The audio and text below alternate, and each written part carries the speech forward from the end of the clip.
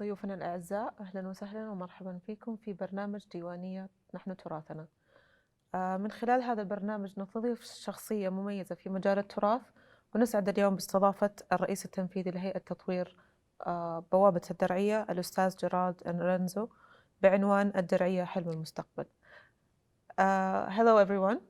We would like to welcome you to our monthly program ديوانية نحن تراثنا.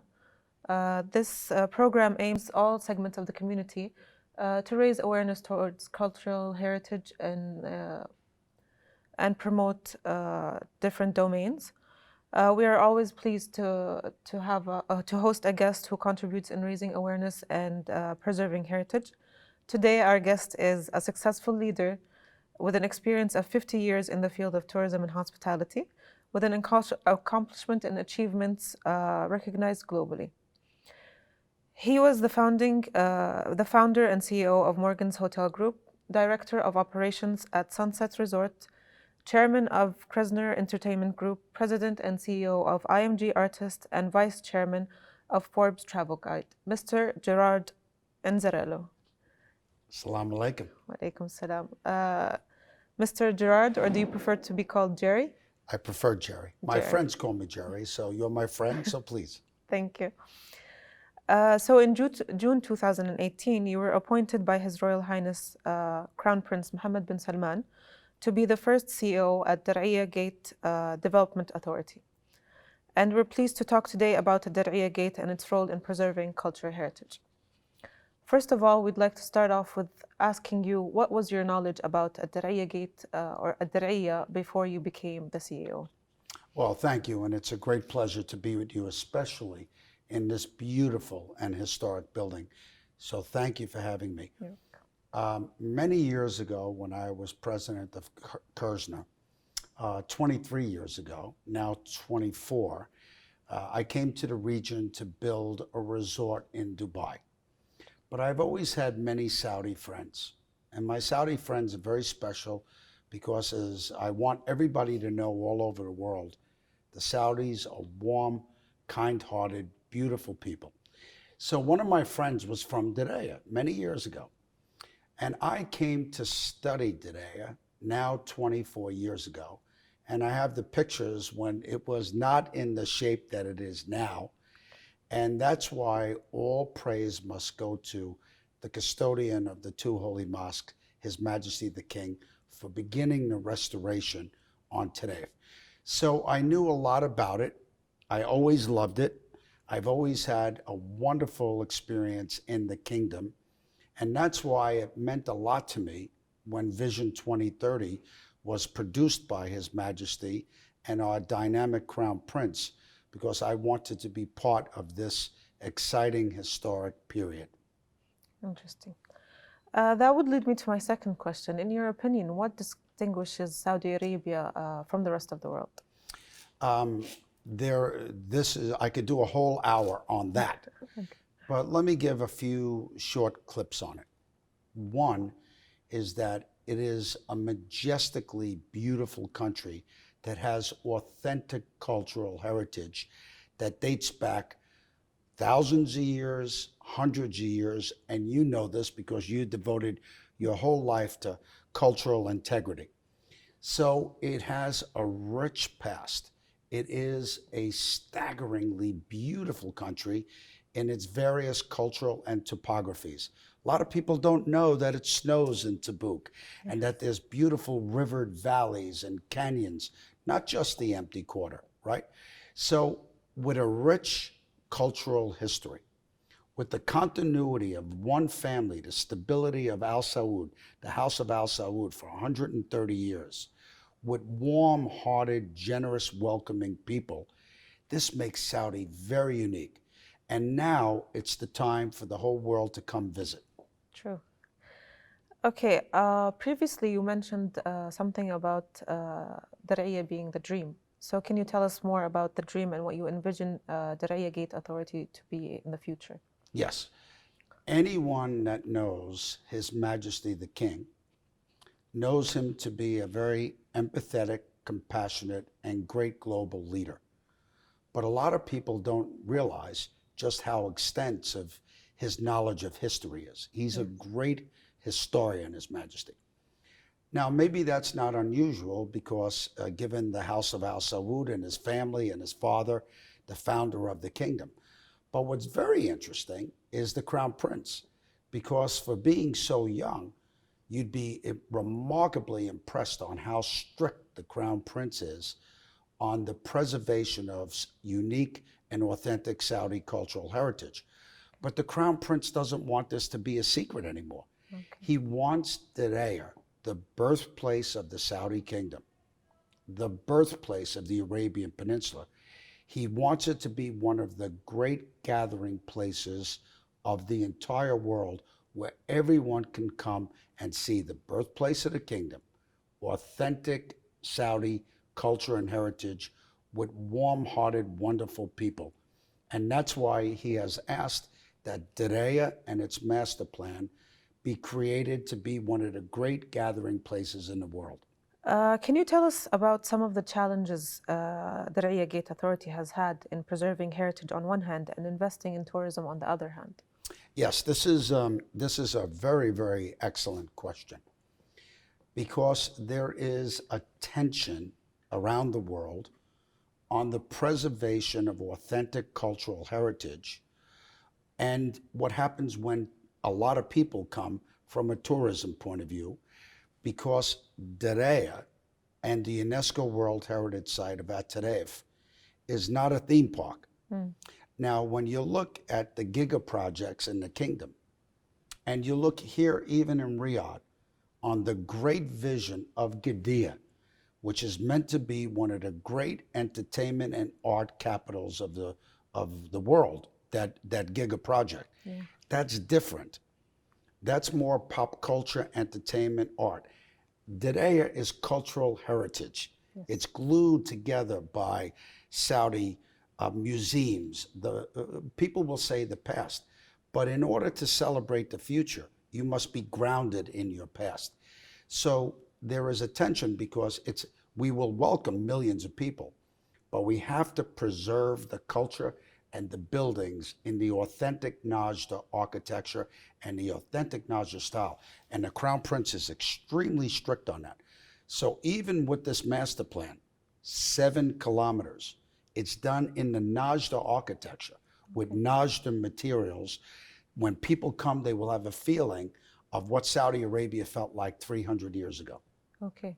And is there a master plan where you're going to be controlling how the visitors are going to be in the locations? Yes. Now, on the surface, there is historical Dar'iyya.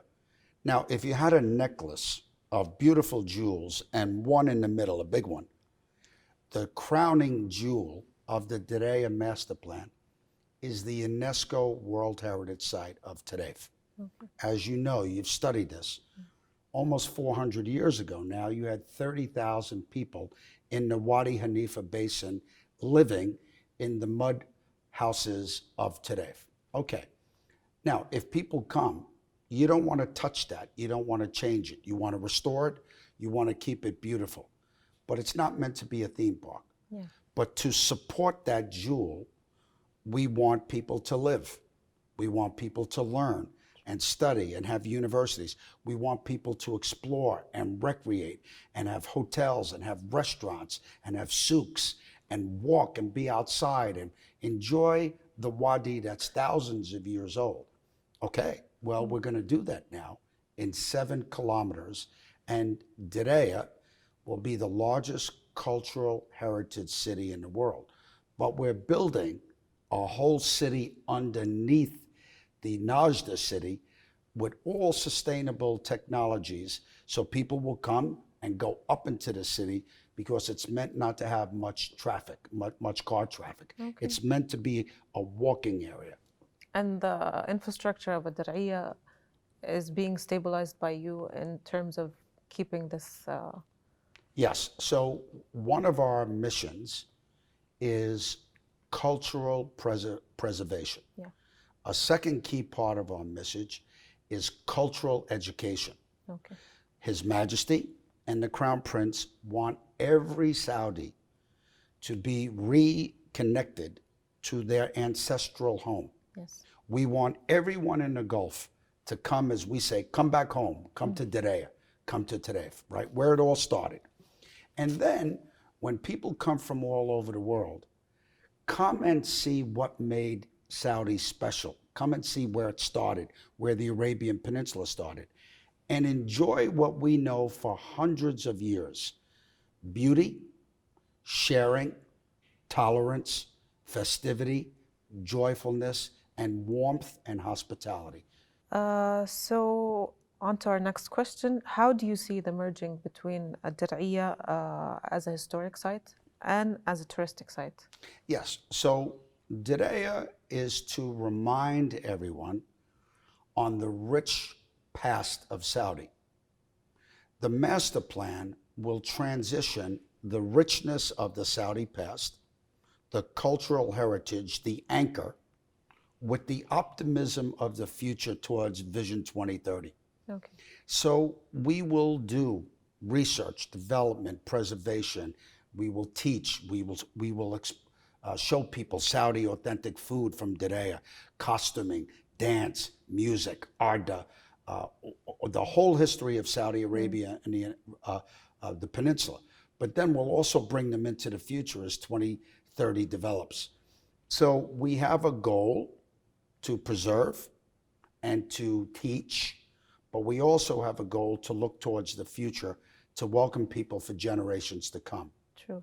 So you're focusing on not just the tangible aspect of الدرعية, but also the intangible aspect of الدرعية. Well, the intangible assets, one could say, and you know you have a degree in intangible culture, the hardware are the beautiful buildings and the Wadi, if you will, and the software is the human behavior that brought these buildings to life, the history, the House of Al Saud, everything that happened, the first mosques, the first schools, where people had picnics and where they studied and where they learned. So we're going to do both. We're going to restore the history, preserve the history, teach the history, but to do what people did 300-400 years ago. Gather, share, and be joyful and festive. So it's like going back in time, but also staying in the future at the same time. Yes, because going back in time doesn't have to be nostalgic. Yeah. But what going back in time does is it shows the values of the society and what brought people together. And what happens is it's a sense of pride. You know, we do only one Didea, you know this. Why? Because it's the birthplace. It's where you're from. Yeah. Now, when you have your feet on the ground and you know that that soil underneath your feet is your soil, it's a sense of pride. And the fact that one family has presided over the kingdom for 130 years is a sense of pride, a sense of continuity, a sense of purpose going forward. So this is very unique to Saudi Arabia and something that everybody should be very proud of. What did Dar'iyya Gate Authority do to empower the local communities and support them, the communities living inside the Dar'iyya, especially in the field of heritage and culture? Yeah, there is nothing more critical than this. Our name legally is the Dar'iyya Gate Development Authority. Now, we are a legal authority in order to build and execute a multi-billion-dollar master plan. But that's not how we behave. The way we behave is as a good neighbor, because in order to be a good neighbor, you have to be a good neighbor. You have to be in your community, serve your community. Now, we don't see ourselves as overseers of our community. We see ourselves in service to our community. So what does that mean? That means right now in DGDA, 15% of our staff are from Dar'iyya families. Right now, we have a strict policy. Even things like food trucks, artisans, crafts, musicians, dancers, people who make clothing. We put it in our community first before we even go to the Riyadh community or the Saudi community.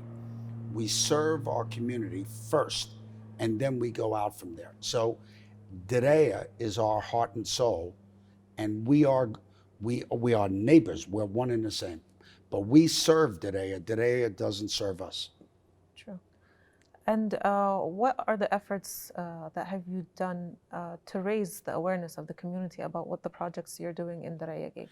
Yes, this is a very sophisticated, it's a very sophisticated answer, because we have an advantage in Daraya.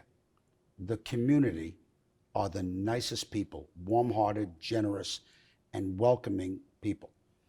But now we're taking the youth of Daraya, and thanks to the Crown Prince, he has given us substantial funds to invest in the education and the training to put people into tourism, to put people into culture and heritage. So now we're teaching, we're encouraging, but we have a very big program in the community that we just started this year, and we have a big push in the new year, 2021, where the community is looking forward to welcoming fellow Saudis and to welcome international guests to say, you're at Daraya, this is our home, you are most welcome. So we have a full immersion campaign to say, this is our home, you are welcomed. So الدرعية will be open to the public soon. So can you tell us a bit more about طريف and its contents? Yes, we are very fortunate because thanks to His Majesty and the Crown Prince and our wonderful Minister of Tourism, His Excellency Ahmed Al-Khatib, and our wonderful Minister of Culture, His Highness Prince Badr, we opened up the kingdom to tourism in September of 2019. We were doing 55,000 visas a week until March came with the COVID, where we had to protect the society and protect everybody that came with COVID protocol. We then closed the UNESCO World Heritage Site to protect everyone, and now we're eminently ready to reopen it. But in Tarif, the UNESCO World Heritage Site, thanks to His Majesty, has been meticulously restored. The wonderful His Excellency Ibrahim Al Sultan, His Excellency Fahad Al Samari, they have devoted His Highness Prince Abdulaziz Ayef. They have spent thousands of hours making sure that Tarif was in beautiful condition. So we're grateful to them. But now we've hired a whole team, several hundred people. We have the tour guides, we have the trainers, we have a lot of Saudi authentic content and programming that when the guests start coming back, we're ready for them to teach them where the first Saudi state, second Saudi state, and current Saudi state started. And then with the master plan, we will be building many cultural institutions. It's going to be, we just did the approval on some of the preliminary design. But when people see the House of Al Saud, new museum, beautiful. When they see the new Saudi State and Arabian Peninsula Museum, a contemporary art museum, museum for Arda, museum for Arabic calligraphy, museum devoted to Najda food, costuming, people are going to have such a great time. That's interesting. How long do you think it will take a visitor to visit طريف? Is it like a one-time thing you can finish in a day, or it will take? No, that's not the Crown Prince's vision.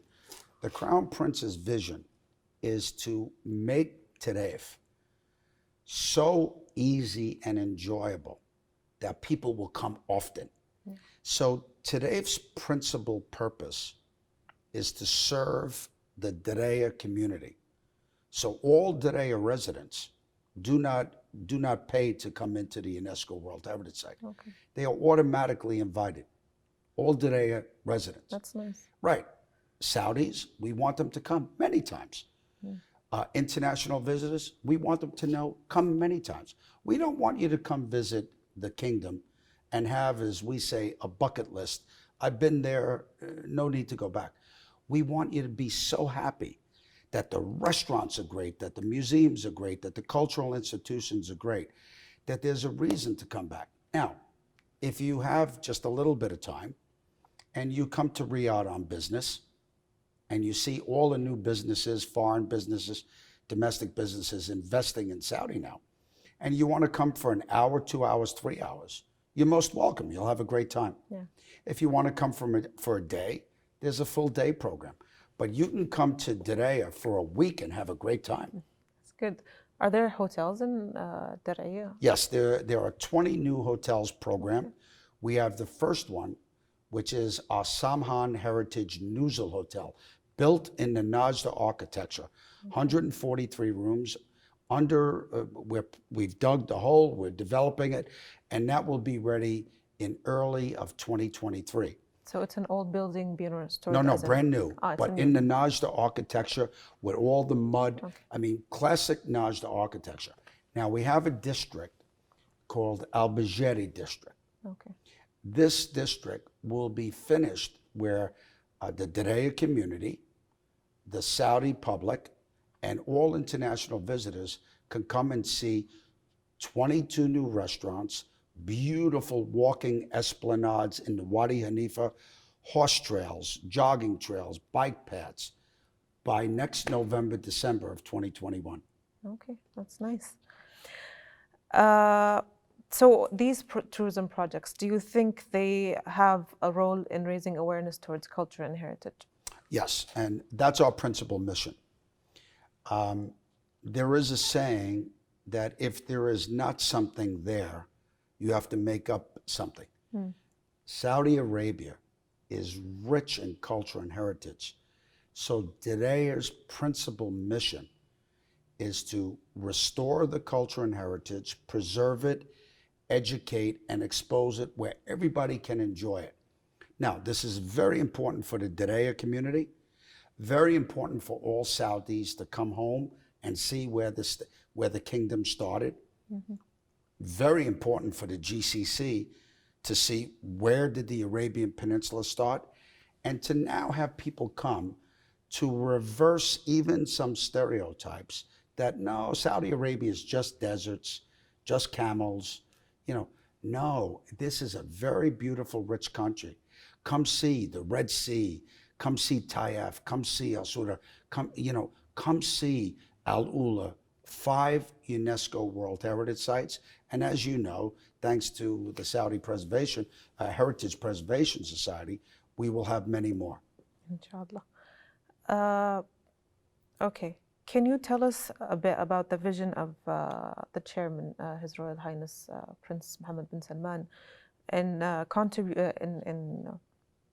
how does DGA contribute in implementing the 2030 vision? I have been, as you know, you said it, I've been in this business 50 years. I've been blessed to have served many great projects. I wanted to do Dar'iyah because I love Dar'iyah. We all do.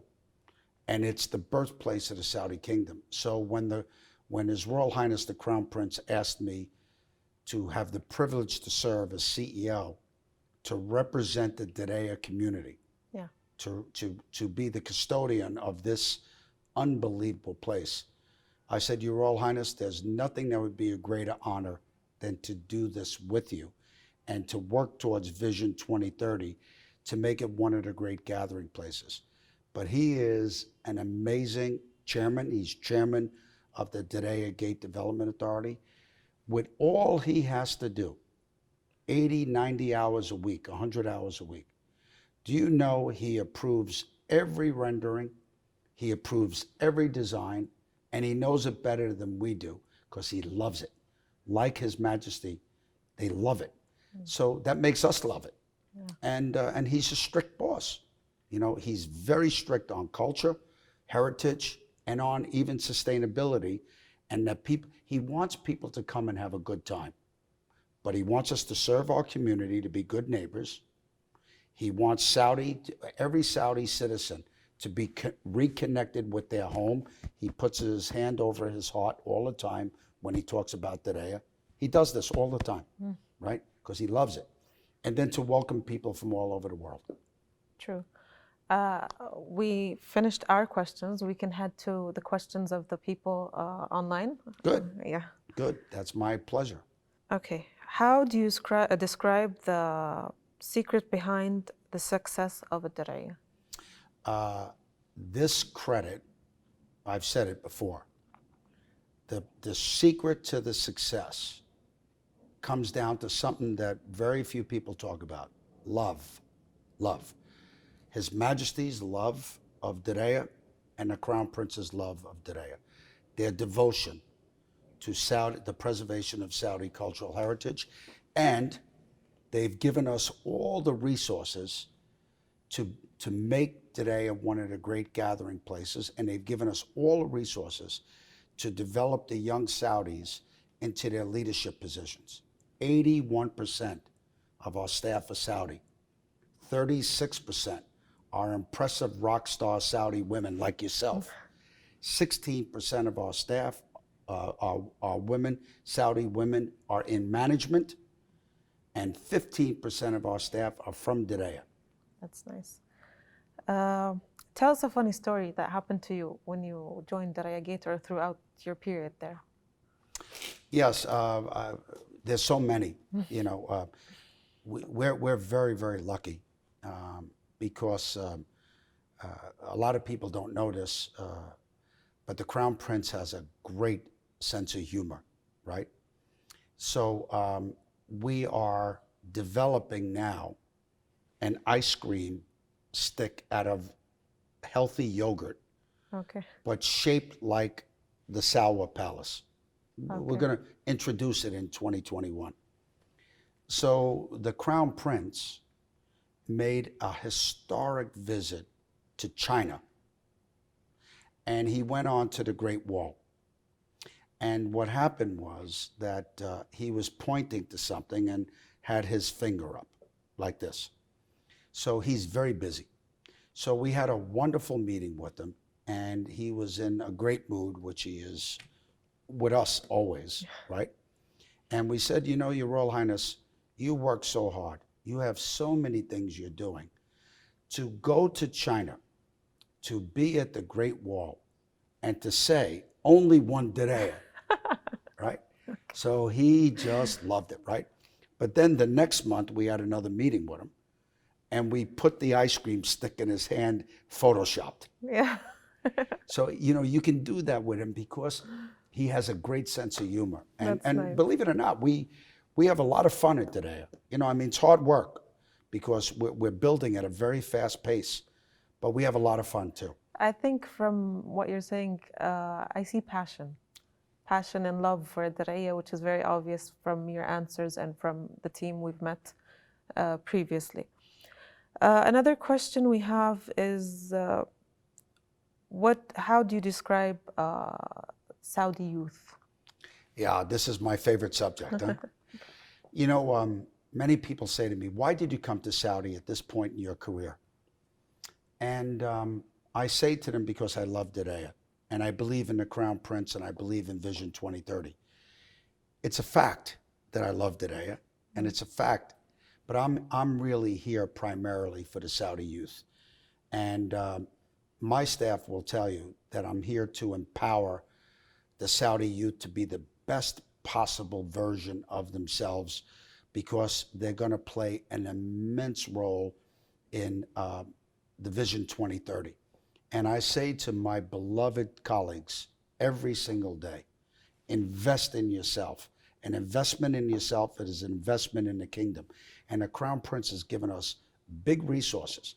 But the Saudi youth, passionate, focused, determined, optimistic. And in many societies now, you don't see this optimism that you do here. People believe in the future. They believe in the Crown Prince. And they want to participate in the growth and Vision 2030. So they give me great energy. And I will tell you something personally. The Crown Prince has said on many occasions, because he's also a human being, he's also a son, he's also a father.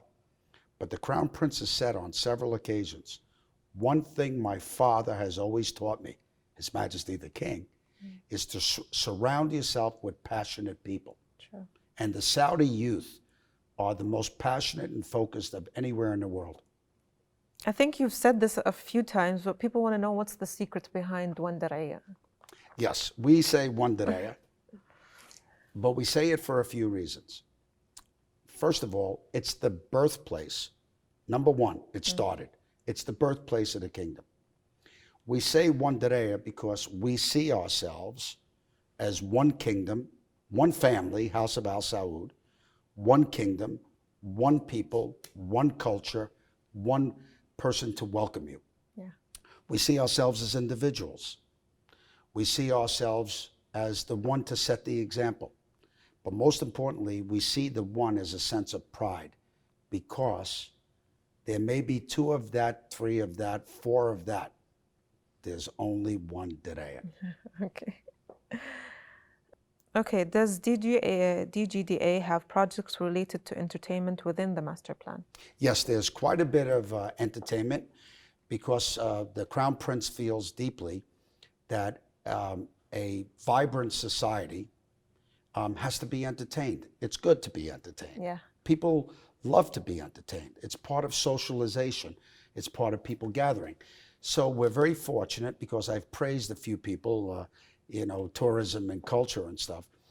But one has to praise His Royal Highness Prince Abdulaziz and his great leadership as Minister of Sport. Yeah. One has to praise His Excellency Turki Al-Sheikh and his doing the great job that they do at the General Entertainment Authority. But if you look at the General Entertainment Authority, if you look at the Sport Authority, if you look at culture, if you look at tourism, there are thousands of things planned to entertain our Durraya local community, our Saudi community, which is all of the Saudi seasons that went so well, Durraya season, Riyadh City, Jeddah seasons, which after COVID will come back, because everybody loved them. It brought so many international people in.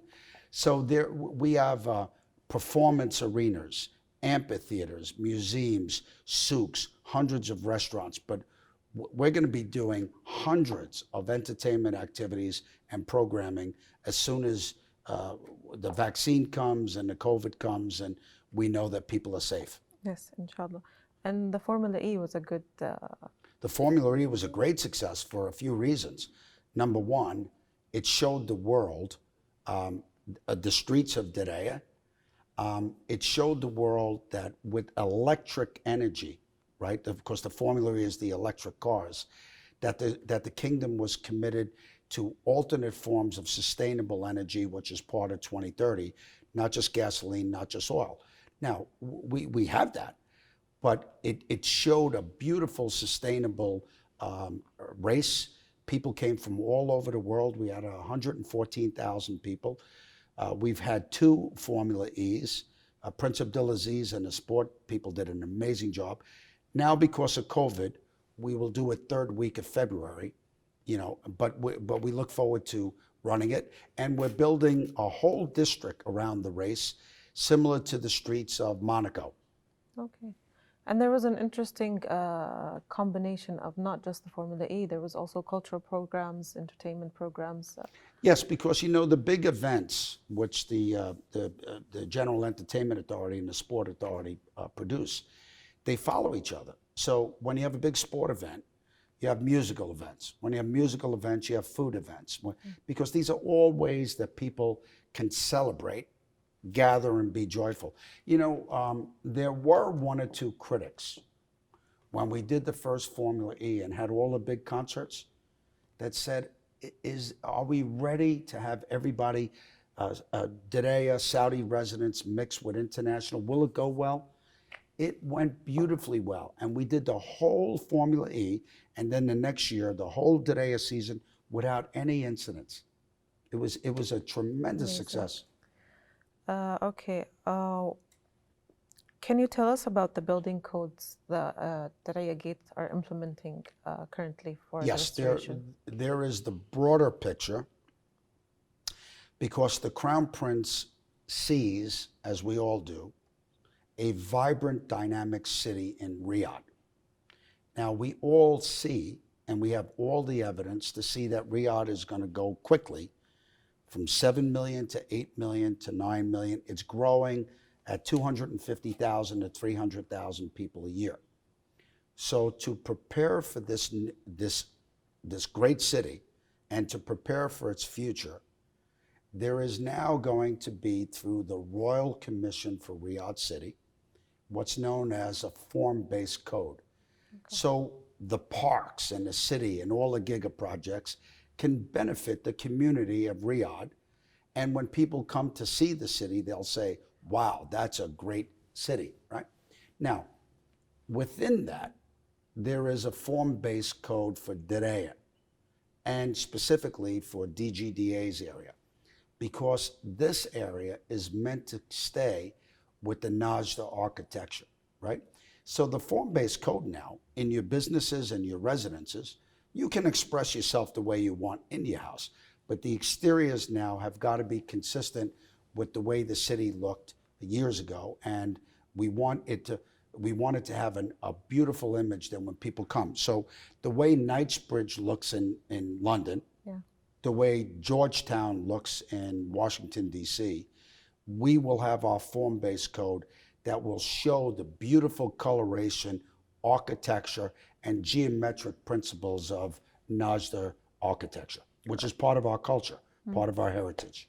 And I think I've seen this when I visited Dar'iyah. It also applies to the commercial places. They have codes for them. Oh, this applies to everything. And then the other thing, which we're very proud of, thanks to the Crown Prince, is we're in the process right now, as we're talking, of a huge restoration of the Wadi Hanifa. And that Wadi, if you look at it 300 years ago, was filled with millions of palm trees, and it was a place that people gathered. It's why Dar'iyah started, because people came from the shade, the water, the food, and then they started saying, let's live here. So now, thanks to the Crown Prince, we're restoring the Wadi Hanifa as part of the bigger Green Riyadh program, and as part of the Crown Prince's vision to put many more parks and green areas where families can recreate. You can throw your blanket or your carpet.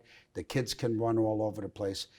What's happening around the world now, urbanization is not allowing people to spend time outdoors.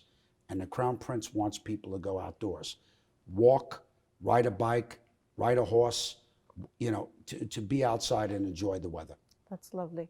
It was a pleasure having you, Jerry. Thank you, my great honor. We enjoyed listening to you about the Dar'iyah, such an amazing experience, and we look forward to visiting the Dar'iyah once it's open, inshallah. And it was a pleasure meeting you, and we hope to have you as a guest in the future also. I think that will be it for us today. شكرا للجمعية السعودية محافظة على التراث. And there's only one Dar'iyah. There's only one Dar'iyah. Right. Thank you. Shukran, everyone. Thank you. You. Thank you.